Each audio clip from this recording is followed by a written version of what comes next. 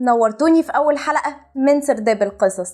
أنا هبة، هحكي معاكم قصص وروايات حقيقية وكمان خيالية. هنحكي قصص رعب ومغامرة، يعني كل اللي تحبوه إن شاء الله هتلاقوه. لو عجبتكم القناة ومحتواها صلوا على النبي في الكومنتات ودوسوا لايك للفيديو واشتركوا في القناة وفعلوا زر الجرس علشان أول ما ننزل قصة توصل لكم على طول. ويلا نبدأ قصتنا. حكاية النهاردة بدأت وأنا في ملعب كرة قدم. سمعت أولاد كتير بينادوا باسم يوسف يوسف يوسف. يوسف ده كان لاعب كورة، كان بيحلم إنه يبقى أعظم مهاجم في العالم. فجأة يوسف بيسجل هدف، كل زمايله في الفريق بيحتفلوا بيه. بيعدي وقت ويوسف بيتمرن كل يوم عشان يوصل لحلمه. بس في يوم من الأيام بنشوف يوسف بيرمي صاحبه بتفاحة وقال له ما تجيش تزورني تاني. وبنعرف ساعتها أصل الحكاية. أصل بعد ما كان يوسف بطل ونجم كل ماتش بيلعبه، حصلت له حادثة كبيرة وللأسف رجله اتبطرت.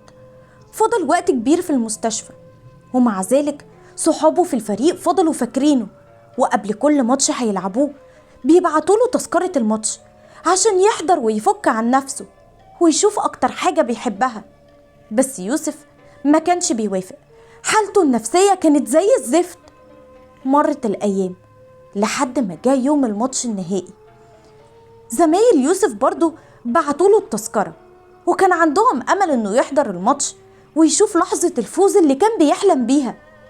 بس يوسف لما شاف التذكرة افتكر يوم الحادثة وكل تفاصيلها. افتكر إنه لو ما كانش عدى الشارع في الوقت ده كان زمانه بيلعب الماتش. افتكر إن السواق لو ما كانش شارب مخدرات كان قدر يتفاداه وما كانتش حصلت الحادثة. افتكر انه اتواجد في المكان الغلط في الوقت الغلط، وما كانش مقتنع ابدا ان ده قدر واللي حصل حصل ومفيش فرصة للندم. ووقت ما كان يوسف سرحان في اليوم المشؤوم سمع صوت مامته وباباه بره الأوضة. صوتهم كان عالي وواضح ليوسف. سمعهم وهم محتارين، مش عارفين هيجيبوا فلوس منين لعلاج يوسف وحجز المستشفى والدكاترة والمصاريف اللي ما بقاش ليها أول من آخر. في اللحظة دي يوسف اتأكد إن حياته هتنتهي قريب، وقرر يحضر الماتش ويودع الملعب. وفعلا راح يوسف الملعب وبدأ الماتش. والمفاجأة بالنسبة له إنه لقى لاعب جديد لابس نفس التيشيرت بتاعه، التيشيرت رقم 10 اللي كان يوسف بيعتبر إن الرقم ده هو رقم حظه. اتدمر يوسف نفسيا أكتر، وكان بيتمنى يكون لابس التيشيرت دلوقتي. واللاعب الجديد شاف يوسف وقتها وحس بنظرات الحقد والغيرة اللي يوسف بيبصله بيها. في اللحظة دي قرر يوسف يسيب الماتش ويمشي، أو بمعنى أصح يهرب من المكان اللي محسسه بعجزه وإنه ما بقاش قادر يتحرك. وبدأ يوسف يتحرك بالكرسي، لكن من كتر ما هو متوتر ما قدرش يسيطر على حركته ووقع بالكرسي. والناس كلها شافوه وعرفوه، ودي كانت صدمة ليوسف. نظراتهم كانت خنجر بيطعن في قلبه، وبسرعة صحابه راحوا له وحاولوا ينقذوه. بس يوسف ما استحملش نظراتهم وأغمى عليه، وصحابه طلبوا له الإسعاف بسرعة ونقلوه المستشفى وهو في حالة جسدية ونفسية صعبة قوي. وعدى اليوم على يوسف وهو مصدوم، ما تكلمش ولا كلمة. وتاني يوم خرج من اوضته وقعد قدام البحيرة وهو بيفكر ان حياته اتدمرت، طموحاته انتهت، وكمان الناس كلها بقت بتشفق عليه وعلى عجزه. يوسف قرر ينهي حياته، وفعلا فك الكرسي المتحرك علشان يقع بيه في البحيرة. وهو خلاص على وشك الانتحار ظهرت فجأة بنت جميلة، مسكته وقالت له ان الانتحار مش حل. اتعصب يوسف وقال لها انه ما طلبش منها المساعدة. وقتها البنت قالت له انها عارفة مأساته وتقدر ترجع له رجليه اللي اتبطرت وترجعه لحياته ويكون اعظم لاعب في العالم. اتصدم يوسف وسألها انت مين؟ قالت له البنت انها منقذته اللي جاية ترجعه لحلمه. ارتبك يوسف، ما بقاش عارف يرد، لسانه كان مربوط، عقله متشتت بين 1000 سؤال. البنت ريحته وقالت له إنها على استعداد ترجعه لحياته القديمة وحلمه، عن طريق عالم آخر. يوسف سكت شوية، هو ما كانش مستوعب ولا فاهم حاجة من اللي البنت بتقولها.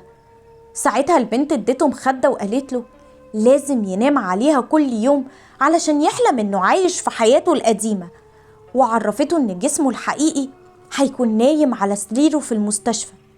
يوسف كان بيسمعها وهو مش عارف هي بتتكلم بجد ولا بتضحك عليه، بس يوسف قرر يجرب، خصوصا بعد ما البنت قالت له إنها صفقة كويسة جدا بالنسبة لوضعه الحالي، وقالت له ياخد باله كويس من الدخيل. يوسف ما فهمش إيه الدخيل، وكمان ما سألش لأنه كان ملهوف يرجع لحياته. ورجع يوسف أوضته وغير مخدته، وكان متحمس يعيش في العالم الجديد اللي البنت قالت له عليه. ونام يوسف، وتاني يوم صحى بكل نشاط في أوضته في البيت، ما كانش في المستشفى. ولما بص لرجله لقاها موجودة. حاول يفوق نفسه لكن فضل في نفس العالم. ساعتها فرح يوسف، أخد شنطته وجرى على مدرسته، بس في فصله شاف كتابه على الديسك. استغرب ايه اللي جاب الكتاب ده هنا، وفجأة دخل عليه واحد صاحبه، وبرضه صاحبه لما شافه استغرب ان يوسف في الفصل. قال له انت ازاي جيت هنا بالسرعة دي؟ ده انا لسه سايبك بتلعب في الماتش. اتصدم يوسف وجرى بسرعة على الملعب، وشاف قدامه ولد لابس تيشيرت رقم 10، واتصدم لما لقى الولد شبهه كأنهم توأم متطابق. واتصدم أكتر لما عرف إن الولد ده يوسف. يوسف اللي عايش في العالم ده. ويوسف الحقيقي لقى إن يوسف الجديد ليه شعبية كبيرة في المدرسة، وبيجيب درجات عالية ومحبوب من الناس، وبمعنى أصح يعتبر النسخة المثالية من يوسف الحقيقي. ساعتها يوسف حس بالغيرة وقال إن العالم ده مش بتاعه، هو مش هيعرف يعيش فيه. ورجع يوسف بيته واكتشف إن ده كمان مش بيته، ده بيت يوسف الجديد. وطبعا يوسف حس باليأس وبدأ يفكر إزاي يرجع لحياته تاني. وهو بيفكر غلبه النوم. في نفس اللحظة دي بقى كان في العالم الواقعي جسم يوسف الحقيقي فاقد الوعي تماما في المستشفى، وفي حالة حرجة جدا. الدكاترة بيحاولوا ينقذوه بأي طريقة. وقتها فاق يوسف في العالم الآخر وحس بجسمه بيوجعه، وعرف إن العالم الواقعي بيناديه، بس هو ما كانش عايز يرجع يعيش إنسان من غير فايدة، وقرر يكمل في العالم الآخر. ورجع جسمه في العالم الواقعي للغيبوبة، واستقرت حالته نوعا ما. وتاني يوم قرر يوسف يعيش في العالم الآخر لوحده، وعلشان كده اتخفى ومشى ورا يوسف الجديد لحد ما وصل لشارع ضلمة، وهناك استفرد بيه وطلع سكينة وطعنه، ومات يوسف اللي في العالم الآخر. ورجع يوسف بسرعة لبيته وهو بيفكر ايه اللي هيحصل، مصيره هيكون ايه. وعدى شهر، والغريب ان الجريمة محدش اكتشفها ومحدش عرف عنها اي حاجة. ويوسف عايش حياته اللي طول عمره كان بيتمناها، لدرجة انه نسى انه في عالم اخر، وبقى فخور قدام نفسه انه قتل يوسف الجديد واخد مكانه، وهرب من الواقع اللي هو فيه مجرد عاجز بائس الكل شايل همه. وما عداش كام يوم تانيين على فرحة يوسف بحياته، إلا إنه وهو ماشي فجأة لقى سكينة في جسمه، واللي ضربه سابه في حالة ذهول، لأن يوسف شافه شبهه بالملي، وعرف إن ده يوسف تاني من عالم آخر برضه عايز ياخد مكانه في العالم ده. وساعتها يوسف بدأ نفسه يضعف، حاول يصرخ يستغيث بأي حد ينقذه، لكن خلاص جات الساعة اللي مفيش منها مفر. وفاق يوسف وهو على سريره في المستشفى، وشاف جهاز نبضات القلب بيقف، والدكاترة بيقولوا لأهله إنهم عملوا اللي عليهم، وللأسف ما قدروش ينقذوه. ومات يوسف وفقد الإحساس بكل اللي حواليه.